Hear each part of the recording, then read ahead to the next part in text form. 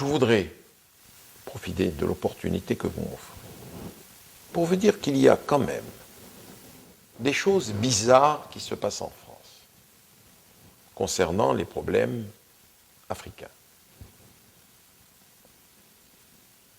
Lorsque je suis allé en Mauritanie, à Madagascar, écoutez-moi bien, c'est très important ce que je vais vous dire, parce que je vais dénoncer publiquement le comportement de personnages qui relèvent soit du domaine psychiatrique, soit de la justice immédiate. Lorsque je m'envolais, j'étais dans le Falcon, je partais vers Madagascar, j'appelle ma femme de l'avion. Elle me dit, il y a un certain Pierre Sellier qui m'a appelé, Pierre Sellier, qui est à la tête d'une boîte qui s'appelle Salamandre, en France, et qui m'a dit ceci. J'ai entendu dire que M. Bourgi pourrait se rendre à Madagascar. Ma femme, qui n'a pas dit qu'elle était ma femme, elle est avocat, ma femme, lui a dit, mais écoutez, M. Bourgi, j'étais dans l'avion, dit, M. Bourgi a une sciatique, je ne pense pas qu'il soit en état de se déplacer. Mais j'étais dans l'avion. Et je lui ai dit, écoutez, dites-lui, je dis bien Pierre Sellier, patron d'une boîte qui s'appelle Salamandre, conseiller en communication et en stratégie. Quelle stratégie, je l'ignore. Il lui a dit, écoutez, faites-lui passer le message, qu'il ne touche pas à Madagascar, qu'il s'occupe de la Côte d'Ivoire.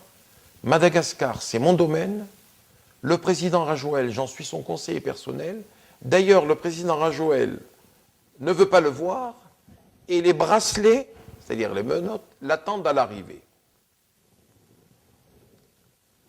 En guise de bracelet, j'ai eu un accueil digne de celui d'un ministre d'État, chef du protocole, secrétaire général de la présidence de la République malgache, directeur de cabinet du ministre des Affaires étrangères, et le lendemain, je voyais M. Rajoel. Pourquoi j'en parle, monsieur? Parce que ce même Sellier, il n'est que de lire votre confrère Le Canard enchaîné, ce même Sellier, ce n'était pas la première fois qu'il menaçait, à partir d'un portable non caché, je dis bien non caché. Il s'était attaqué, si vous lisez Le Canard enchaîné, à d'autres Français. Il y a quelques jours, il a envoyé un texto, je dis bien, envoyé un texto, avec son numéro de téléphone, à une dame que je connais, qui m'a amené le ministre des Affaires étrangères de Madagascar, qui s'appelle Sophie. C'est la belle-fille de Jacques Toubon, l'ancien garde des Sceaux, ministre de la Justice. Il lui a envoyé un texto sur son portable, non caché. Je vous lis le texto qu'il a envoyé à Madame Degnaud, le 6 mai 2009, à 11h43, Isola 2000 à Madagascar, prenez d'urgence vos distances, le service de nettoyage. C'est des menaces. Madame Degnaud m'en a parlé, je lui ai dit, écoute, tu portes plainte. Et tu demandes, porte plainte à la PJ. Les policiers se sont déplacés à son bureau, un capitaine et un brigadier-chef de la division de la police judiciaire, la direction de la police judiciaire, pas la simple police, la police judiciaire, ils l'ont écouté, ont vu le texto, le numéro de téléphone et ont, comme on dit en langage policier, retapissé M. Sellier. Mais ce n'était pas nouveau pour M. Sellier, puisqu'il avait déjà, voir vos confrères du Canard enchaîné, il y a tout un article là-dessus, ce même M. Sellier, outre le téléphone, le coup de fil qu'il a passé chez moi, les menaces sur le texto, téléphone de Mme Degnaud, ce même M. Sellier avait envoyé un texto à M. Calzaroni, Michel Calzaroni, qui est un communicant. Il est communicant de Bolloré. Et ensuite, il a eu comme client Athos. Athos, c'est la boîte qui est dirigée actuellement par Thierry Breton, l'ancien ministre des Finances de M. de Villepin. Et il dit sur le texto, le téléphone non caché. Vous voyez, c'est pour ça que je dis qu'il y a de la psychiatrie et ça relève de la justice immédiate.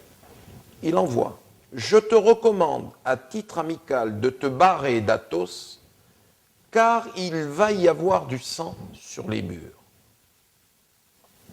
Alors, quand j'ai vu tout cela, me rapprochant de ce qu'il avait dit à ma femme, j'ai dit à Madame Degnaud, tu dis à l'officier qui t'interroge de venir me voir. Et ils sont venus m'auditionner pendant 2h30, ici, et je leur ai dit, je leur ai montré ce qu'il avait dit, ils ont repéré le numéro et tout. C'est quelque chose d'absolument ahurissant. Le Canard enchaîné s'en est fait l'écho. Toute une page. Il menace en permanence tout le monde. Vous le connaissez? Vous l'avez déjà rencontré une fois? Écoutez, il avait appelé à plusieurs reprises au mois de janvier. Il avait appelé à plusieurs reprises au mois de janvier et je ne savais même pas qui c'était. Un jour, il appelle, il était tellement insistant, il avait dit à ma secrétaire, je ne veux pas aller dans un bureau, j'aime pas les bureaux. Ma secrétaire lui répond, vous avez des bureaux rue Galilée. Vous dites vous-même que vous avez des bureaux, pourquoi vous n'avez pas? Alors il m'a donné rendez-vous au café Le Galliera en face de chez moi. C'est important ce que je vous dis, et ça doit être noté. C'est un monsieur qui menace en permanence. Soit ça relève de la psychiatrie, mais ça relève très certainement de la justice immédiate. Et je suis allé le voir, jeune homme de 40 ans, enfin je lui donnais 40 ans, et tout de go, hein, je vous dis très franchement, il s'est mis à me parler des problèmes financiers de Bakchiche Info.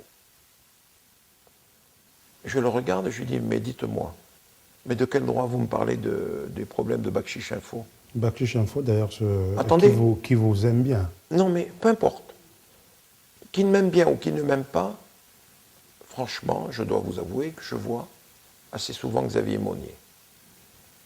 Je lui dis, mais enfin, si Bakchiche a des problèmes financiers, je ne vois pas pourquoi est-ce que M. Monnier ne m'en a pas parlé. Ne m'en est pas parlé, je le vois. Et il m'a réclamé, il m'a dit, ce serait bon que le président Bongo puisse nous aider ou un autre chef d'État. Il avançait des chiffres faramineux, 700 000 euros, il est redescendu, comme au marché, vous savez, il est redescendu à 500 000 euros pour finir à 70 000 euros. C'était le 28 janvier à 15h15 au café Le Galliera.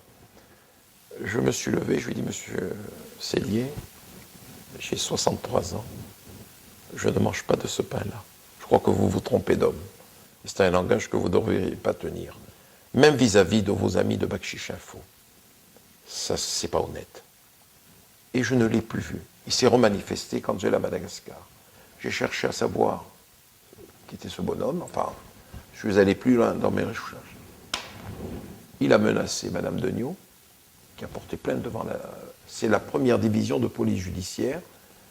Et ce sont les mêmes officiers de police qui m'ont interrogé, qui avaient auditionné le matin même Madame Degnaud.